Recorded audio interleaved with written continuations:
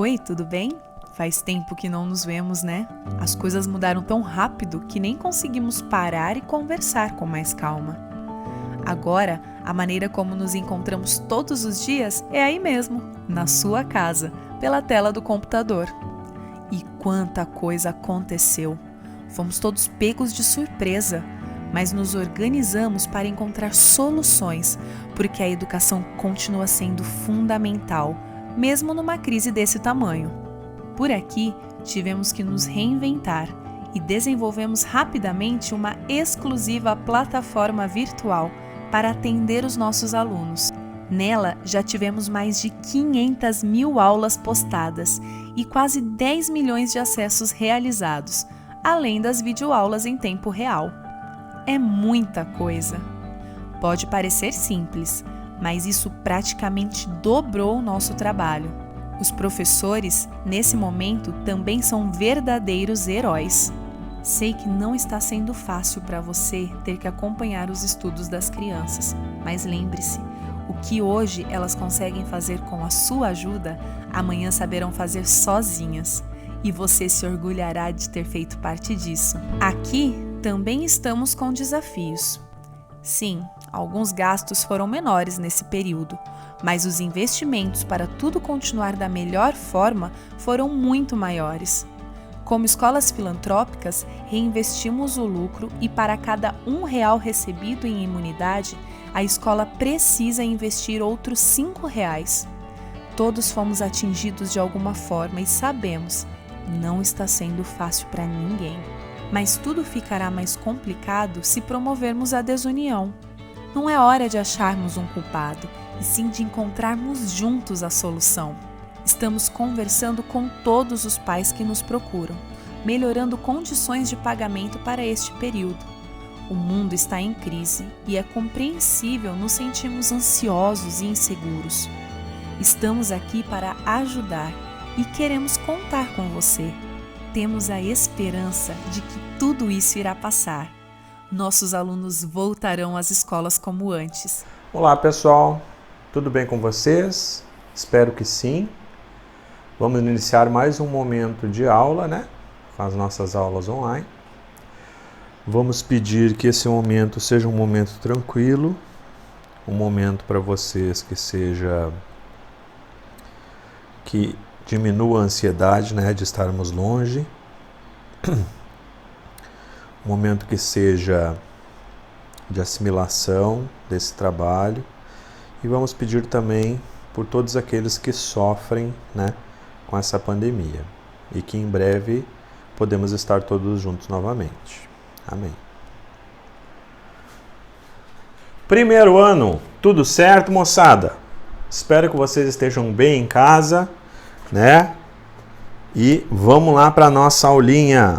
Hoje a gente vai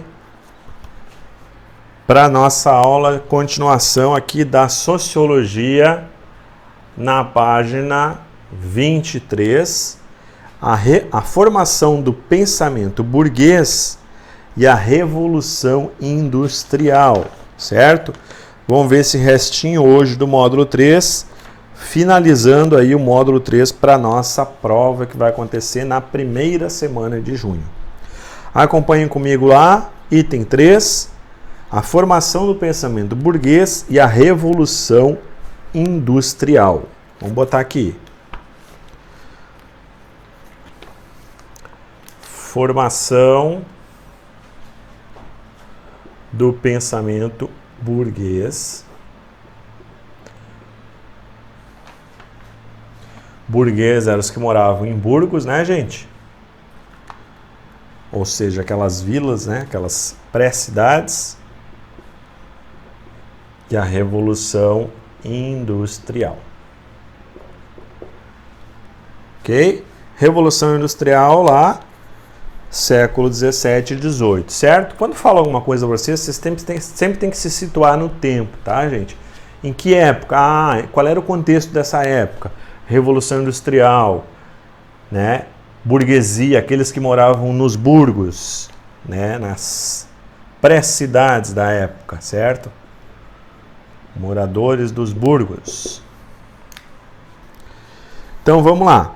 havia uma estreita relação entre os valores renascentistas, posteriormente iluministas e o espírito capitalista. Opa, 3 pontos importantes. Valores renascentistas, iluministas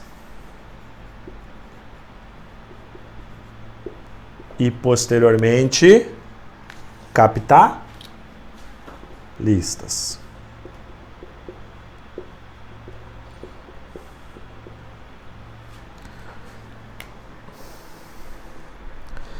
O sistema econômico dependia do conceito de produção, troca e circulação de mercadorias para o consumo.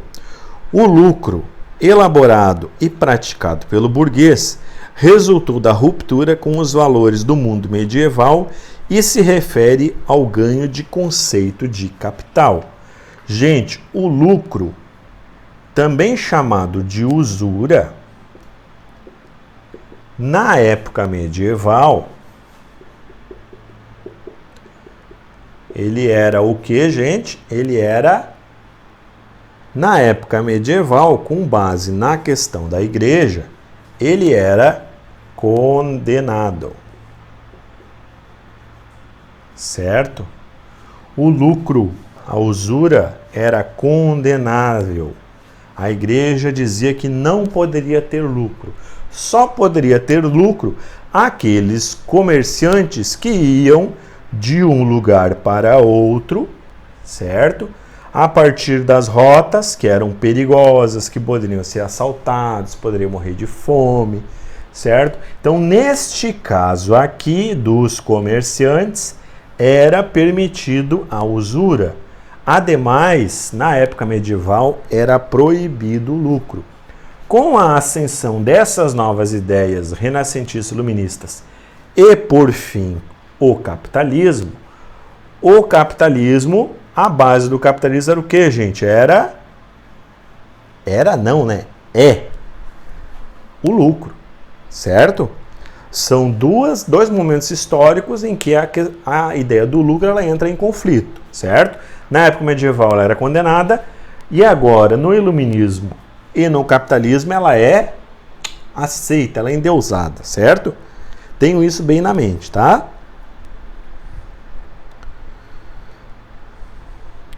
Ganho de capital. A ideia de lucro surgiu na antiguidade, quando o comércio passou a usar dinheiro como um equivalente de troca. Dessa forma, era preciso que a produção fosse mais organizada, mais racional e em larga escala. Por isso, a Revolução Industrial se caracterizou pelo individualismo empreendedor e pelo racionalismo. Certo? Individualismo, anotem isso também. Individualismo é uma característica do capitalismo, tá? Racionalismo também, vamos botar aqui que é importante. Racionalismo, né? Embora já esteja embutido aqui, né? Por quê? Porque vem da ideia aqui do renascentista, né? Iluminista, vamos destacar aqui que racionalismo também é bastante importante. A Revolução Industrial, acompanhe comigo, teve início em meados do século XVIII e expandiu-se pelo mundo a partir do século XIX. Foi um marco na história da humanidade, pois transformou profundamente a sociedade, as instituições, a cultura e a política, tá, gente?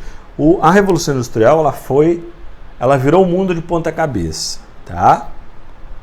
Literalmente, de ponta cabeça. Na Inglaterra, a Revolução teve mais recursos financeiros e por causa do comércio internacional e da política mercantilista. O enriquecimento e o fortalecimento dos grandes comerciantes incentivaram novas realizações industriais, né? Ou seja, ia reinvestindo o lucro nas indústrias emergentes e ia crescendo e expandindo o capital. Houve também uma mudança estrutural da sociedade com a migração da população rural para as vilas e aldeias camponesas. A mudança da atividade artesanal para a manufatura concebeu o empresário capitalista. As consequências foram, tá? Importante, gente, tá?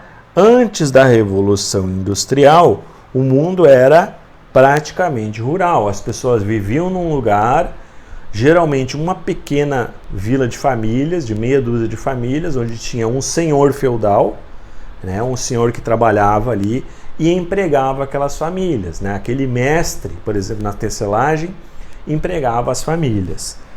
Com o advento do capitalismo e da Revolução Industrial, essa migração rural passa para grandes centros que depois se chamaram cidades, certo? Qual é o nome disso aqui? Êxodo rural. Certo? Êxodo, as pessoas saem do rural para ir para as cidades. Fenômeno que aconteceu aqui no Brasil a partir da década de 50, em que a gente tinha um país totalmente rural e hoje a gente tem um país totalmente urbano, certo? Concentrado em cidades. Só para fazer esse comparativo, certo? As consequências foram a falta de acesso do assalariado aos bens que ele produzia, a função precípua de organizar a atividade produtiva da empresa. As primeiras crises sociais ocorreram na Inglaterra, inicialmente por causa da expulsão dos camponeses das terras coletivas, aqui, ó, desse movimento aqui, certo? Devido ao cercamento dos campos. Em seguida apareceram as lutas entre artesãos e indústrias. Os operários, a maioria formada por antigos camponeses e artesãos, se sujeitavam às precárias condições dos alojamentos, além de viverem num ambiente de muita promiscuidade. Observe o exemplo na obra Os Miseráveis, de Victor Hugo, tá? Tem até o filme Os Miseráveis, quem quiser ver eu indico bastante, tá, gente? Ele é baseado na obra do Victor Hugo, Les Misérables, e mostra muito bem como era a época, tá? Essas mudanças radicais no modo de vida da sociedade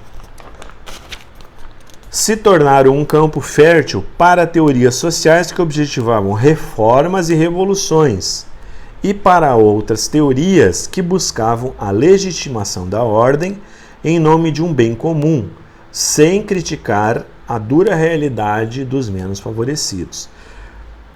Para vocês terem uma ideia, gente, na época da Revolução Industrial, as pessoas trabalharam, vamos lá, adivinhem, 4 horas por dia? 6? 8. As pessoas trabalhavam 16, 14.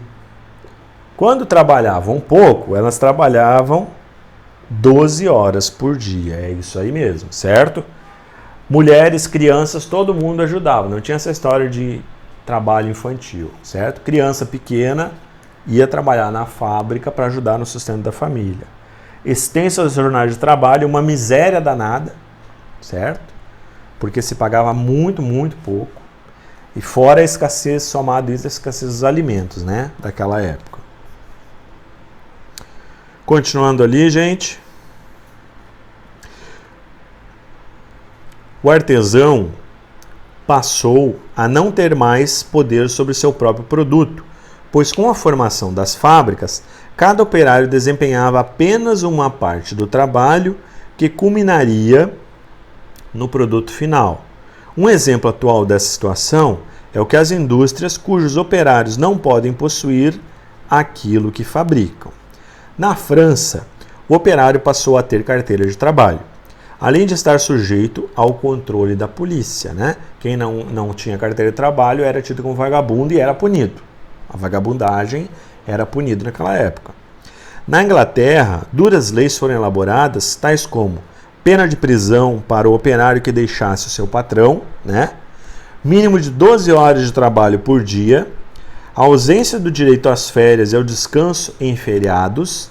Nesse período, as crianças poderiam trabalhar a partir dos 6 anos de idade. O Iluminismo sucedeu o Renascimento e introduziu novas ideias em relação à vida social coletiva, certo? Ó, o iluminismo sucedeu o renascimento, tá? E o capitalismo sucedeu o iluminismo. A burguesia começou a controlar o mercado. A sociedade precisava melhorar as condições de existência no que diz respeito à expectativa de vida e à sobrevivência humana, pois tinha o objetivo de aumentar a quantidade tanto de consumidores como também de mão de obra disponível a fim de obter mais lucro, né? Ou seja, tendo mais gente que possa trabalhar, né? Porque naquela época a questão das doenças e da saúde não era tão bem desenvolvida como hoje. Se tu melhora essas condições, a expectativa de vida, os anos que a pessoa vive, eles são maiores. Por exemplo, nessa época aqui, a expectativa de vida, hoje a expectativa de vida da população brasileira é em torno de 60 e poucos anos, eu acho. Não passa de 70. Naquela época, a expectativa de vida, se fosse 40 anos, era muito. 40 anos a pessoa era velha, velhíssima, certo? Então, aumentando essa expectativa de vida, as pessoas viveriam mais, aumentaria a quantidade da população, aumentaria a quantidade de consumidores e de trabalhadores também, e, consequentemente, aumentaria o lucro do capitalista, certo? Tudo tem um porquê, tá? Para isso, era necessário mudar os hábitos sociais e ampliar a aceitação da tecnologia. Surge então a proposta de Augusto Comte para reorganizar a sociedade com regras e normas, o que estudaremos no próximo módulo, certo? No próximo módulo a gente vai ver o positivismo desse pensador que foi o francês Augusto Comte. Ok, minha gente? A aula que vem a gente faz uma breve revisão, tá? Desse módulo, as bases do pensamento sociológico. Hoje a gente viu a formação desse pensamento burguês, com todos esses elementos aqui que são muito importantes. Ok, gente? Espero que vocês fiquem bem e a gente se encontra na próxima aula.